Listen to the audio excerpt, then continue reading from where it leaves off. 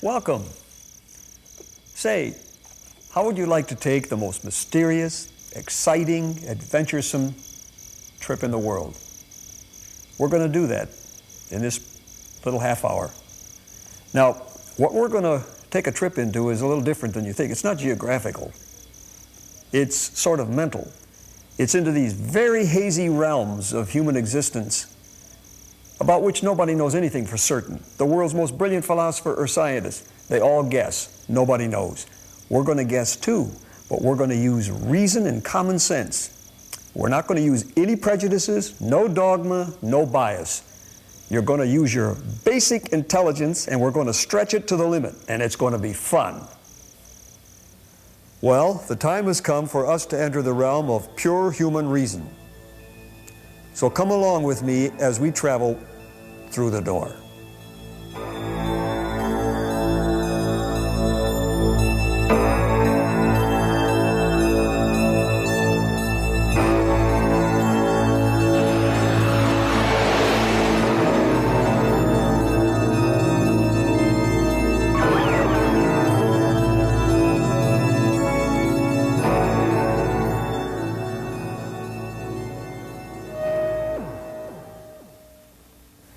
Now, most philosophers start out with essences, absolutes, absolute ideas.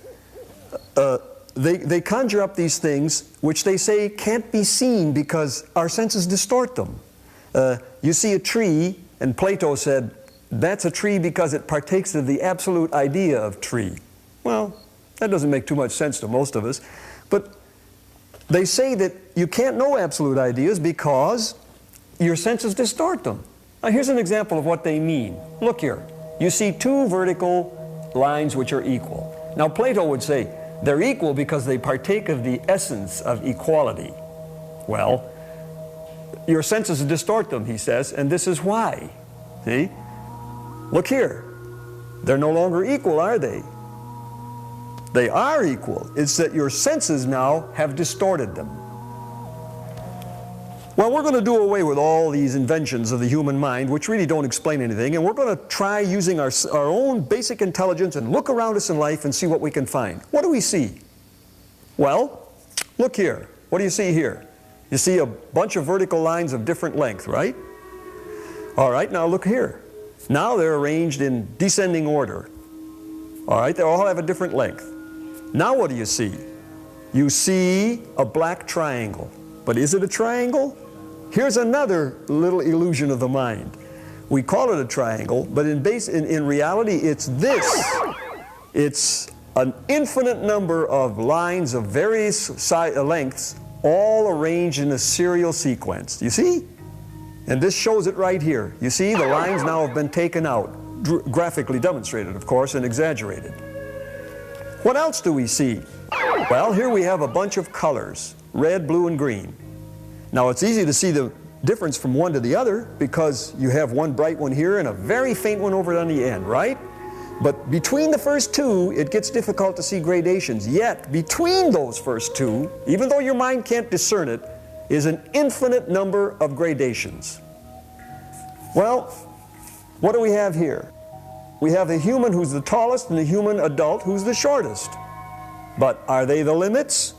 Could there be a human a foot taller than that tall man and a foot shorter than that short man? Well, we're not sure, but we guess there could be. In other words, we don't know the limits of length, of height, of color. We don't know the limits. So we have one fundamental concept, possibility. Now that is in the physical sphere. What about the mental sphere? Look here. We have a bunch of long, narrow, black rectangles. And we arrange them into this form of an asymmetrical cross-like figure. Well, some of you looking at this figure would say, so what? You're indifferent. Others look and say, that's a very delightful thing. And a few of you say, terrible, asymmetrical, very bad art. Now let's just rearrange just barely one or two of those possibilities that you're looking at there and see what happens. Look. Now what happens? Now the majority of you are pleased. A few of you are disgusted, and a few of you are blasé, disinterested. Let's rearrange them a little more. Now what happens? Aha! Now the majority of you are disgusted, a few are pleased and delighted, and a few are blasé. So what have we shown with these extremes? We've changed the arrangement of just a few possibilities, but look at the spectrum of emotional response. That's mental. So in the mental and physical realm, we come up with a fundamental concept in our sojourn into this unknown realm. And the concept is possibility. Now we all sort of know what a possibility is more than absolute idea or thing in itself beyond the senses. So substituting the word possibility doesn't hurt, and it helps a little. A possibility is defined in the dictionary as the capability of existence or transpiration, that which may transpire, that which may take place, or that which may occur. Well, we've got possibilities, but what else do we need for our life that we're probing? There are infinite number all over. We need one other thing, and we know we have it, and that is awareness, perception, consciousness. Now, these are the only two things you need to assume to explain, really, in a way, you don't understand it, but it explains it in a way, the consciousness of our existence. First you have possibilities, and then you have awareness of those. Now, if you had awareness without any possibilities, you'd have nothing, no existence. And if you had possibilities but no awareness, you have no existence. Therefore, existence is defined fundamentally as the awareness of at least one possibility. You see, if the only possibility were color red, you're aware of red. That's a form of existence of some sort, not in the human sense, of course. See? Now, first of all, what is the fundamental characteristic of possibility? We don't know. We don't know what it might be in itself. We know they're all different. There's an infinite quality. And the only characteristic they have in common is perceptibility. We know they all can be perceived. Now, we don't know anything else about them. See? Awareness, the only thing we know about that is that we have it. We don't know where the organ of it is. We assume it's the brain, but that doesn't prove it, assumption. The brain may be the organ of manifestation of awareness or consciousness, but it may not be the organ of production of the consciousness. It may contribute to it. In fact, the whole body, all the cells may contribute to the production of awareness, but it's manifested through the brain. Can't prove it, but it's a good theory. Now, exactly how many possibilities are there, and exactly where are they? Well, you try to imagine this as they're infinite in number, and the space we don't know yet. We're going to define space in a minute. We don't know what space is. So they're infinite in number, but you try to imagine this. Most people do by imagining a gigantic sphere of unlimited size. You can't really do that. It staggers the mind. Let's do it the other way. Let's take the sphere and turn it inside out so that the space radiates out in all directions, and the surface becomes condensed into a tiny central focus, like that. You see? Right in that spot is an infinite number of possibilities, as well as in the space around it. And that spot has them everywhere it goes. No matter where that spot goes, there's an infinite number of possibilities. Everything's in that, and in the space around it, infinitely.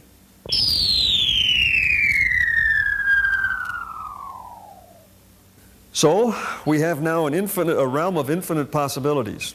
They're infinite in one respect, too. That's quality, the type of possibilities we have. Infinite in number. Okay, now let's look at awareness. Look here, see what we have here now. We have a blank screen which indicates nothing, no existence at all. Because you've got all the possibilities there in infinity, but one thing's lacking, no perception, you see? So if you become aware of a possibility of any kind, you get slight knowledge of that possibility, and you get what's called the beginning of existence. Now, as you get you get a perception of the possibility of red.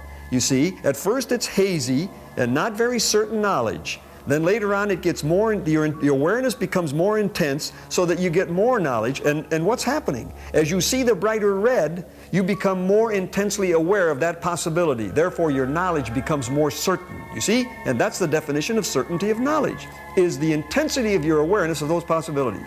So whereas you've got an infinite quality of possibilities, you have an infinite quantity of awareness or perception to attach to them, you see? And that gives you this tremendous interplay and dynamism that we call life, you see? So existence and life really are the same thing. Existence may be static. Life may have dynamism. And we'll get into that in a little while when we talk about time. Okay, now, once again, we're going to go to a blank screen. Out, you see? And what we're going to exemplify with this again is no knowledge. See? Now, again, in this one, instead of red, we're going to show slowly increasing intensity of awareness in which you're going to get knowledge. And this time, it's knowledge of things, not just a color. And this is the way we learn, and we research, and we experiment, and this is the dynamism of growth, you see. That's the way it can be explained, although we don't really understand what's going on, because we don't know what awareness is, where it comes from, and we don't know what possibilities are, and where they came from. You see, these are the two great unknowns. And these are the only two assumptions we need make to help us understand or comprehend or get an inkling of what all this is about. One other thing now, if you have no possibility of, if you have no awareness of any possibility, then you have what we call death in the most absolute sense, you see? And that is, you can have all the awareness in the world and no possibility. One might say, well, if you got awareness, it's, you know, you have the opportunity to interface with a possibility. We might call that dreamless sleep. But if you have no awareness and you got all kinds of possibilities, that is death. And if you have no awareness or possibilities, that's death. And in the most absolute sense, beyond any kind of philosophic concept or any kind of religious dogma. Anything else would be contrary to human reason, no matter how terrifying it is. Well, using plain common sense and extracting things from our everyday experience, we've come up with the basic tools we need. So the time has come for us to enter the realm of pure human reason. But remember, you've got to leave all your prejudices, all your biases, and all your discrimination here, because out there, we're going to be nothing but pure thinking minds.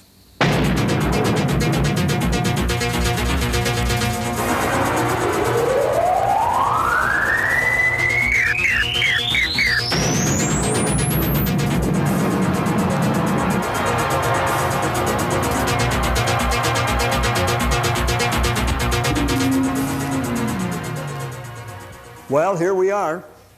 And you'll notice the first feeling you get in this is a tremendous expanse of space, almost unlimited.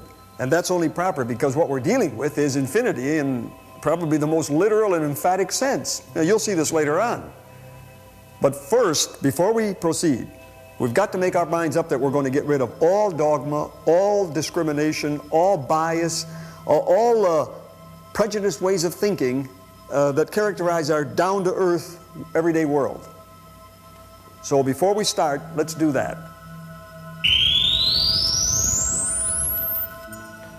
Speaking of space, exactly what is it? Now here we have a red cube and a blue cube. The red cube is the possibilities of cube, a certain size, a form of a cube, a certain size, and a color red. The blue cube is the same except it's color blue. Now, they can never be in the same space, because if they were, they would be a different color, mixture of red and blue. So, by definition, therefore, space is defined as the quality, the type of possibilities perceived.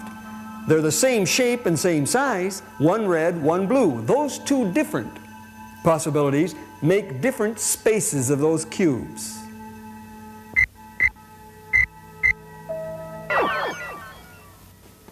Now I want you all, if you can, to get up out of your chair and come toward your set. That's it.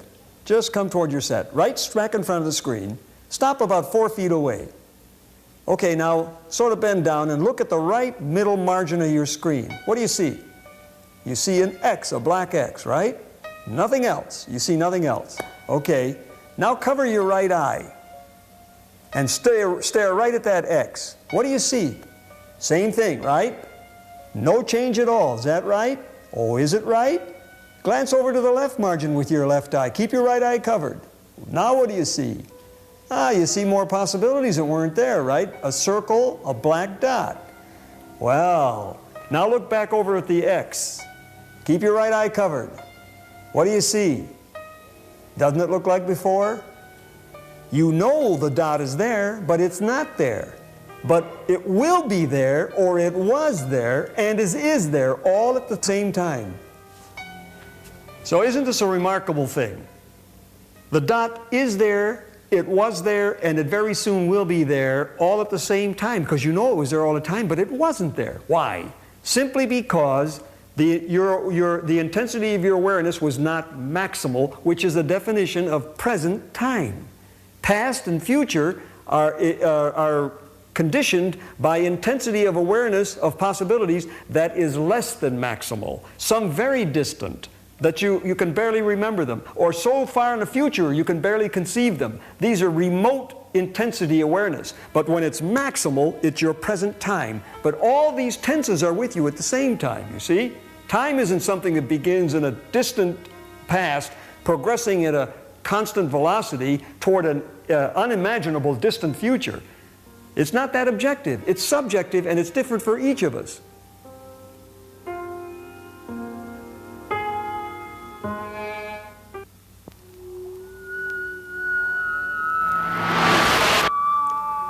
We've been discussing pure reason, and of course we all assume that that resides in the mind. What is the mind exactly? Well, first of all, it's impossible to define right now. Scientists can't agree. We don't even know where it exists. We don't know how it functions, and we really don't know what thought is. We can't even define that well. But let's look at what it could be. For example, look at your screen, and what do you see? You see certain possibilities that don't change, mainly just black lines in certain configurations. Now, some of you will say that's a picture, a drawing of a young, attractive young lady looking back to the right. But if you look closer, some of you will see something else in that same thing. You'll see an old hag looking at you to your right. Notice that the chin of the young lady is the big nose of the old hag. It's an old trick they use in psychology books. What's happened here? Possibilities never changed. Yet some of you, with your minds, interpreted this to be a young lady. The others interpreted it to be an old hag. And your own mind will switch from one to the other rapidly. Difficult to take both in at the same time. So we have good definitions now of mind. That is, mind is the categorization of the type or quality of the possibilities perceived. Some of you categorize the same possibilities as young woman, others as old hag. And language is simply the naming of those categories, young woman or old hag. So using our same assumptions, we come up with workable definitions of mind and language.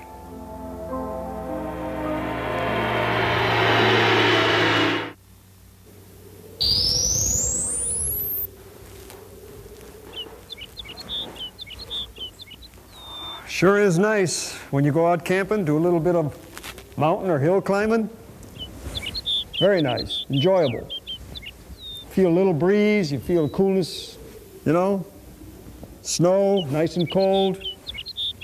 Very nice. Beautiful mountains to see. You listen to the wind whistling through the hills. And pour yourself a nice warm cup of coffee. Oh, that smells good. Terrific. Terrific. Really enjoyable. Now, what is it about all this that makes it so enjoyable? Well, it's the senses. I smell the things and hear things and taste them, feel them, and see them. Well, we're talking about senses. Exactly how many senses do humans have? Well, we can count 5, and half of another one they call ESP, that's 6, may call it 5.5.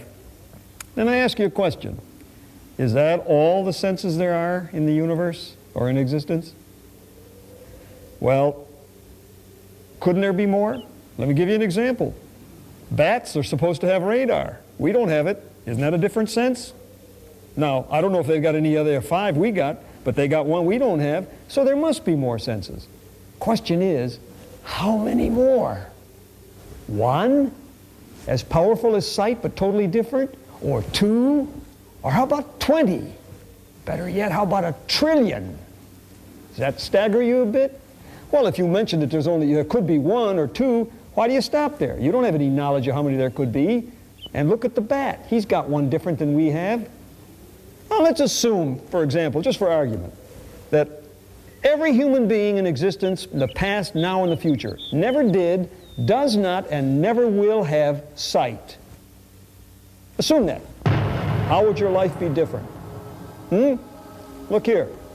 You would have no philosophy, no science, no literature, no geology, no harmony, no orchestras, no earth, no planets, no stars. Your whole existence would change. Now, under these conditions, what happens?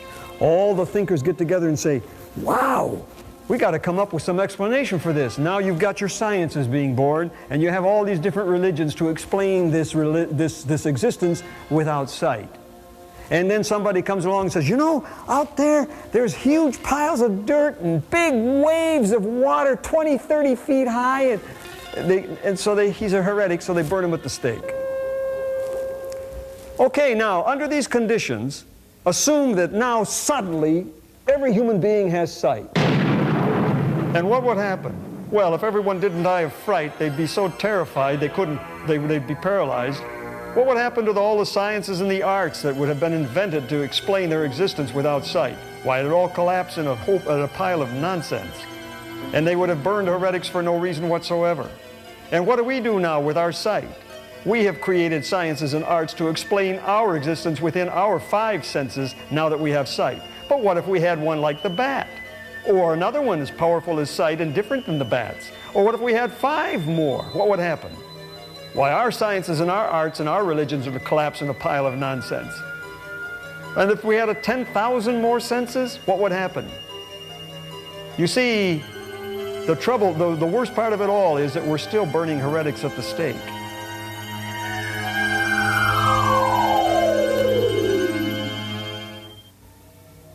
Well now, we've got pretty good evidence, meager as it may be, to do some nice imaginative thinking, but rationally imaginative.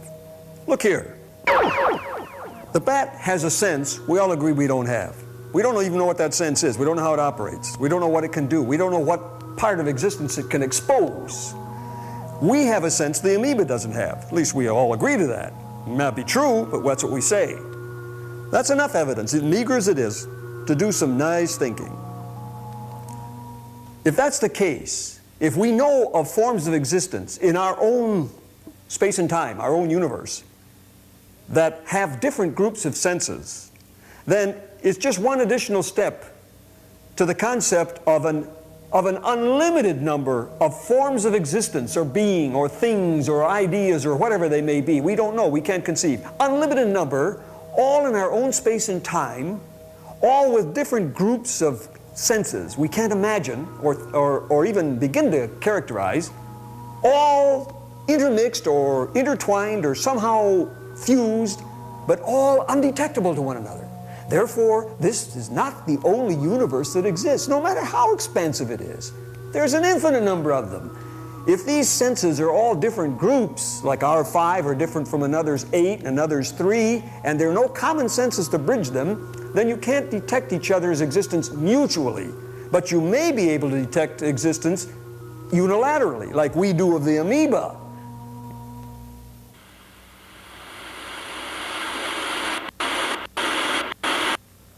So what can you conclude from all this? Well, first of all, it's possible, so we got to take it into account.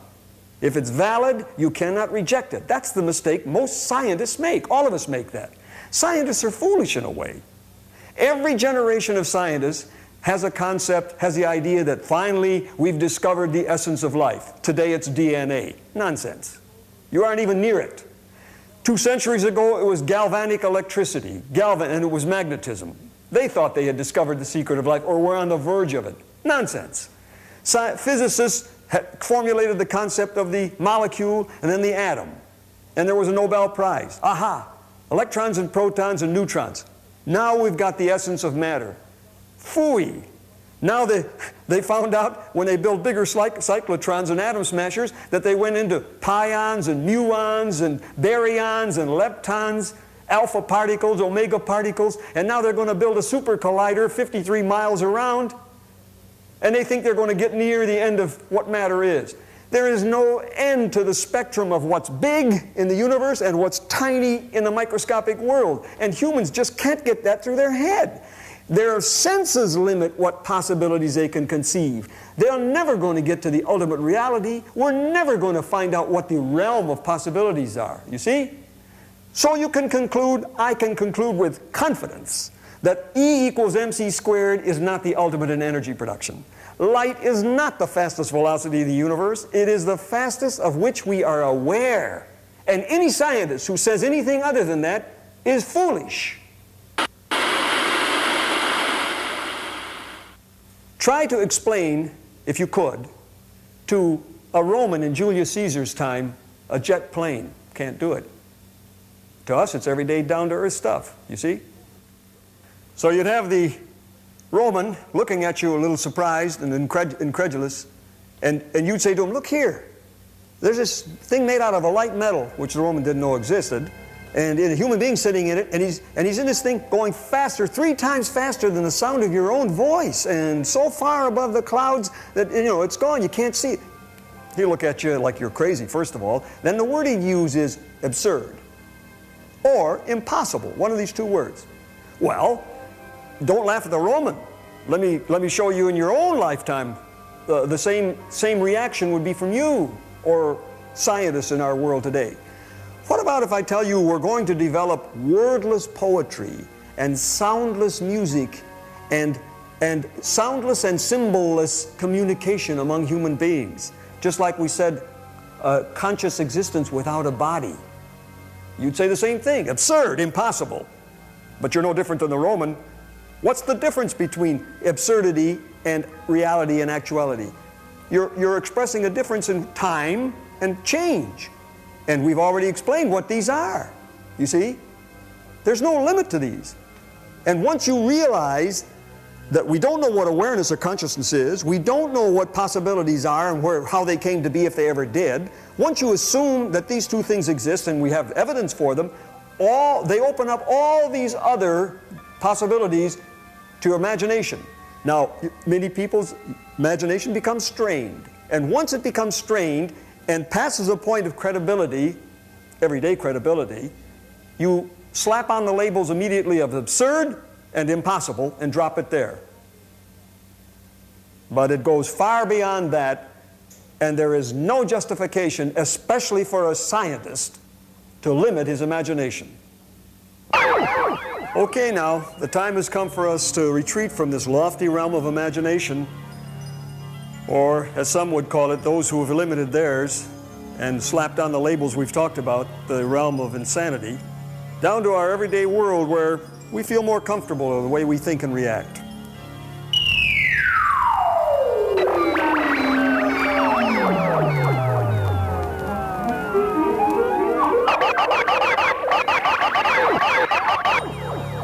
So I ask you, for what form of existence are we the amoeba?